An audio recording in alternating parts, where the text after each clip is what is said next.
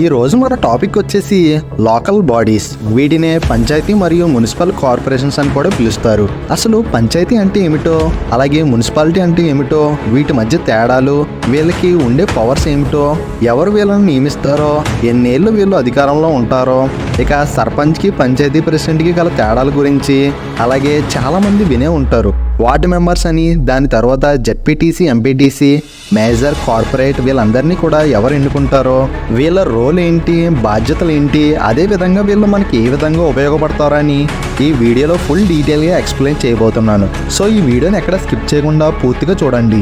మీరు ఈ వీడియో చూస్తున్నప్పుడు ఏ పాయింట్లైనా మేము ఇస్తున్న ఇన్ఫర్మేషన్ మీకు నచ్చినట్టయితే ఈ వీడియోని తప్పకుండా లైక్ చేయండి. లోకల్ బాడీస్ గురించి తెలుసుకునే ముందు అసలు మన ఇండియన్ పొలిటికల్ సిస్టమ్ అనేది ఎలా పనిచేస్తుందో చూద్దాం. ఇండియన్ పొలిటికల్ సిస్టంలో 3 టైప్స్ ఆఫ్ గవర్నెన్స్ ఉంటాయి. అందులో ఫస్ట్ టైర్ వచ్చేసి సెంట్రల్ గవర్నమెంట్, సెకండ్ టైర్ వచ్చేసి స్టేట్ గవర్నమెంట్, థర్డ్ టైర్ వచ్చేసి లోకల్ బాడీస్. దీనినే ద మోస్ట్ లాస్ట్ టైర్ అని, the base of Indian political system అని, అదే విధంగా roots of Indian political system అని కూడా పిలుస్తారు. మన ఇండియన్ పొలిటికల్ సిస్టమ్ కి పునాది పడిందే ఈ లోకల్ బాడీస్ నుంచి. లోకల్ బాడీస్ అంటేనే లోకల్ సెల్ఫ్ గవర్నెన్స్. ఈ లోకల్ సెల్ఫ్ గవర్నెన్స్ అనేది డిసెంట్రల్ రెగ్యులేషన్ ప్రాసెస్. ఈ ప్రాసెస్ ఏంటంటే ఎక్కడైతే పవర్స్ అనేది ఒకే చోట కాకుండా విభజించబడుతుందో అప్పుడే మనకి డిపార్ట్మెంట్ అండ్ అడ్మినిస్ట్రేషన్స్ కూడా ఈజీ అవుతాయి. అది డిసెంట్రలైజేషన్ ప్రాసెస్ యొక్క ముఖ్య ఉద్దేశం. దాని నుంచి వచ్చిందే ఈ లోకల్ గవర్నెన్స్. ముందుగా చెప్పుకున్నట్టు ఈ లోకల్ బాడీస్లో 2 టైప్స్ ఉంటాయి. అవి రూరల్ మరియు అర్బన్.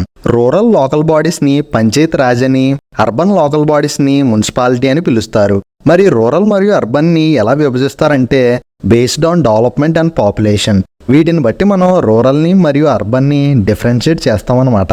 ఇప్పుడు మనం రూరల్ లోకల్ బాడీస్ లోకి వెళ్లే ముందు దీనికి ఒక చిన్న హిస్టరీ ఉంది. అసలు మనకి రూరల్ లోకల్ బాడీస్ అనేవి 2 అక్టోబర్ 1959లో మనకి పంచాయతీ రాజ్ సిస్టమ్ అనేది ఇంట్రడ్యూస్ అయ్యింది.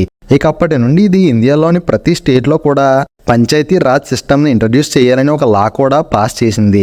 అదే విధంగా 1993 ఏప్రిల్ 28 కంటే ముందు వరకు పంచాయతీ రాజ్ సిస్టమ్కి ఎటువంటి కాన్స్టిట్యూషనల్ పవర్స్ అనేవి లేవు.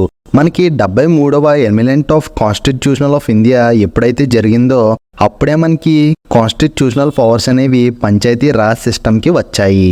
మనకి పంచాయత్ రాజ్ సిస్టమ్ అనగా రూరల్ లోకల్ బాడీస్. వీటిలో మనకి 3 టైప్స్ ఉంటాయి. అందులో ఫస్ట్ టైప్ వచ్చేసి గ్రామ పంచాయత్, సెకండ్ లెవెల్ వచ్చేసి మండల్ పంచాయత్, థర్డ్ వన్ వచ్చేసి జిల్లా పరిషత్. సో ఈ గ్రామ పంచాయతీలో మనకి వార్డ్ మెంబర్, సర్పంచ్లు ఎలా అయితే ఉంటారో మండల్ లెవెల్లో ఎంపీటీసీలు, జడ్పీటీసీలు ఉంటారు. సో మనకి విలేజ్ లెవెల్లో పంచాయతీ సిస్టమ్ ఎలా ఉంటుందంటే విలేజ్లో 10,000 మంది కంటే తక్కువ లేదా 10,000 మంది ఉంటే దాన్ని విలేజ్ కింద పరిగణిస్తారు. విలేజ్ని వార్డ్స్ కింద విభజించి ఈ వార్డ్స్ని రిప్రజెంట్ చేసే మెంబర్స్ని వార్డ్ మెంబర్స్ అని పిలుస్తారు. ఈ వార్డ్ మెంబర్ యొక్క మెయిన్ రెస్పాన్సిబిలిటీ ఏమిటంటే ఈ వార్డులో జరిగే శానిటైజర్స్ వర్క్ కానీ, రోడ్లు బాగోపోతే రోడ్లు వేయించడం కానీ, లేకపోతే వార్డులో ఏమైనా వాటర్ ప్రాబ్లమ్స్ ఉంటే వాటర్ ప్రాబ్లమ్స్ని తీర్చడం కానీ, అదే విధంగా ఇంకా ఏమైనా డెవలప్మెంట్ వర్క్స్ చేయించాలన్నా ఈ వార్డ్ మెంబర్ బాధ్యతలను తీసుకొని ఆ వార్డ్ని రిప్రజెంట్ చేస్తాడు. వార్డ్ మెంబర్స్ని కూడా డైరెక్ట్గా ఆ వార్డులోని ఓటర్స్ ఎన్నుకుంటారు. ఇక అదే విధంగా ఎలా అయితే వార్డులో ఉన్న ఓటర్స్ వార్డ్ మెంబర్ని ఎన్నుకుంటారో విలేజ్ పంచాయతీ హెడ్గా సర్పంచ్ ఉంటారు. ఈయన్ని ఆ విలేజ్లో ఉన్న ఓటర్సే స్వయంగా ఎన్నుకుంటారు. ఎలా అయితే ఒక వార్డ్ మెంబర్ తన యొక్క వార్డులో ఉన్న డెవలప్మెంట్ వర్క్స్ అన్ని చేస్తూ ఉంటారో ఒక సర్పంచ్ యొక్క మెయిన్ రెస్పాన్సిబిలిటీ ఏంటంటే రోడ్లు వేయించడం, స్కూల్స్ కట్టించడం, శానిటైజేషన్స్ కరెక్ట్గా జరుగుతుందో లేదో చూసుకోవడం, అదే విధంగా వాటర్ ప్రాబ్లమ్స్ వంటివి తీర్చడం, విలేజ్ లో జరిగే డెవలప్మెంట్ వర్క్స్ మొత్తం సర్పంచే చూసుకుంటారు. ఇక్కడ వార్డ్ మెంబర్ ని పంచ్ అని కూడా పిలుస్తారు. వీళ్ళ పదవి కాలం వచ్చేసి 5 సంవత్సరాలు ఉంటుంది. వీళ్ళందరూ కూడా డైరెక్ట్ గా ప్రజల చేత ఎన్నుకోబడతారు. ఈ ఎన్నికలు ఆంధ్రప్రదేశ్ రాష్ట్ర ఎలక్షన్స్ కమిషన్ అండర్లోనే జరుగుతాయి. కొన్ని వార్డులు అనేవి ఎలా అయితే విలేజెస్ కింద ఉంటాయో అదే విధంగా కొన్ని విలేజెస్ ని కలిపి మండలం అని పిలుస్తారు. ఆ మండలంలోనే ఎంపీటీసీలు ఉంటారన్నమాట. ఎలా అయితే వార్డ్ మెంబర్స్ వాళ్ళ వార్డులో, సర్పంచెస్ వాళ్ళ విలేజెస్ లో డెవలప్మెంట్ వర్క్ చేస్తూ ఉంటారో ఎంపీటీసీలు వాళ్ళ మండలంలో డెవలప్మెంట్ వర్క్ చేస్తూ ఉంటారు. ఎంపీటీసీ యొక్క ఫుల్ ఫామ్ ఏమిటంటే మండల్ పరిషత్ టెరిటోరియల్ కాన్స్టిట్యుయెన్సీ. ఈ ఎంపీటీసీలు కూడా ప్రజల చేత ఎన్నుకోబడతారు. ఏ విధంగా అయితే విలేజెస్ అన్ని కలిపి మండలం కింద ఏర్పడతాయో అదే విధంగా మండలాలన్నీ కలిపి ఒక జిల్లా కింద ఏర్పడతాయి. దానిని డిస్టిక్ లెవెల్ పంచాయత్ సిస్టమ్ అని అంటారు. ఇందులోనే జిల్లా పరిషత్ ఉంటుంది. దాంట్లోనే మనకి జెడ్పీటీసీలు అనే వాళ్ళు ఉంటారు. వీళ్ళందరికీ మన రాష్ట్ర ఎన్నికల కమిషనే ఎన్నికలను నిర్వహిస్తుంది. వీటిలోనే మనకి ఆర్టికల్ T43D ప్రకారం ఎలక్షన్స్ లో పోటీ చేయడానికి ఉమెన్స్ కి, షెడ్యూల్ క్యాస్ట్, షెడ్యూల్ ట్రైబల్స్ కి రిజర్వేషన్ అనేది ఎన్నికలలో ఉంటుంది. ఇప్పుడు ఈ డెవలప్మెంట్ వర్క్స్ అనేవి చేయడానికి ఫండ్స్ ఎక్కడి నుంచి వస్తాయంటే మన దగ్గర నుంచి కలెక్ట్ చేసే ట్యాక్సెస్ నుంచి, ఇక స్టేట్ గవర్నమెంట్ ఏవైతే రిలీజ్ చేసిన ఫండ్స్ అనేవి ఉంటాయో వీళ్ళందరూ కూడా ఫండ్స్ తో లోకల్ డెవలప్మెంట్ వర్క్స్ అనేవి చేస్తూ ఉంటారు. సో ఇప్పుడు వరకు మనం రూరల్ లోకల్ బాడీస్ గురించి ఎలా అయితే చూసామో అలాగే ఇప్పుడు అర్బన్ లోకల్ బాడీస్ గురించి చూద్దాం. ఇక్కడ అర్బన్ లోకల్ బాడీస్ అంటే మున్సిపాలిటీస్ అని పిలుస్తారు.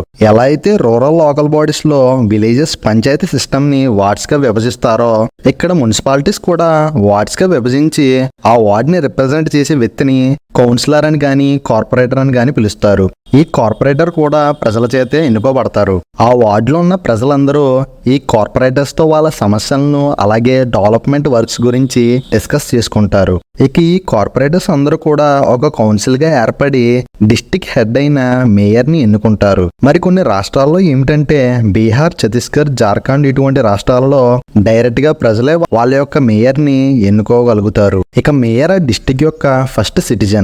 వీళ్ళు డెవలప్మెంట్ చేయడానికి ఫండ్స్ అనేవి ఎలా వస్తాయి అంటే మన దగ్గర నుంచి వసూలు చేసిన హౌస్ ట్యాక్సెస్, వాటర్ ట్యాక్సెస్ అన్ని కూడా మొత్తం అంతా మేయర్ దగ్గరికి వెళ్తాయి. ఈ మేయర్ అనే వ్యక్తి తన డిస్టిక్ లో కావాల్సిన డెవలప్మెంట్ వర్క్స్ అనేవి సక్రమంగా జరిగేలా చూసుకుంటారు. అలాగే గవర్నమెంట్ కూడా వీళ్ళకి ఫండ్స్ అనేవి రిలీజ్ చేసి కావాల్సిన డెవలప్మెంట్ వర్క్స్ కి హెల్ప్ చేస్తుంది. ఇక్కడ ఒక ముఖ్యమైన విషయం ఒకటి చెప్పాలి. మనం ఓటు వేసే ఈవీఎంస్ లో లాస్ట్ నోటా అనే ఒక ఆప్షన్ ఉంటుంది. మీ నియోజకవర్గంలో మీకు నచ్చని వ్యక్తి గాని లేదా ప్రజలకి మంచి చేయని నాయకుడు గాని ఉంటే ఎలక్షన్స్ కమిటీ ఈవీఎంస్ లో లాస్ట్ నోటా అనే ఆప్షన్ ని ప్రొవైడ్ చేస్తుంది. దీని అర్థం నన్ ఆఫ్ ద అబవ్ అని. అంటే పైనున్న అభ్యర్థులు ఎవరు కాదని. అభ్యర్థుల పేర్లతో పాటు చివరన నోటా అనే ఆప్షన్ కూడా ఉంటుంది. మీకు ఒకవేళ పైనున్న అభ్యర్థులు ఎవరో నచ్చకపోతే మీరు ఈ నోటా అనే ఆప్షన్ కి ఓటు వేయొచ్చు. మీరు నోటాకి ఓటు వేసే ముందు గుడ్, బ్యాడ్ అని ఒకే ఒపీనియన్ తో కాకుండా బ్యాడ్, వర్స్ట్ అని సెకండ్ ఒపీనియన్ తో కూడా ఏదో ఒక అభ్యర్థికి ఓటు వేయడానికి చూడండి. ఇది ఎలా ఉండగా మనం ఒక్కొక్కసారి బై ఎలక్షన్స్ అనే పదాన్ని వింటూ ఉంటాం. దీనికి అర్థం ఏంటంటే జనరల్ ఎలక్షన్స్ లో నెగ్గిన వ్యక్తి తన టర్మ్ ని పూర్తవకుండానే ఆ స్థానాన్ని ఖాళీ చేస్తే, ఉదాహరణకు చనిపోవడం లేదా రాజీనామా చేయడం లేదా బహిష్కరణకు గురవడం ఇలా చేసి తన స్థానం ఖాళీ అయితే ఆ స్థానంలోకి మరొకరు రావడానికి ఎలక్షన్స్ నియమిస్తారు. దీనినే మనం బై ఎలక్షన్స్ అని పిలుస్తాం. సో ఇది ఫ్రెండ్స్, మనం ఈ వీడియోలో లోకల్ బాడీస్ గురించి, ఎంపీటీసీ, జెడ్పీటీసీ గురించి, అదేవిధంగా మేయర్, కార్పొరేట్ వంటి వాళ్ళ గురించి తెలుసుకున్నాం. మీకు ఈ వీడియో నచ్చినట్టయితే తప్పకుండా లైక్ చేసి మీ ఫ్రెండ్స్ అండ్ ఫ్యామిలీ మెంబర్స్ కి షేర్ చేయండి. This is Sri signing of.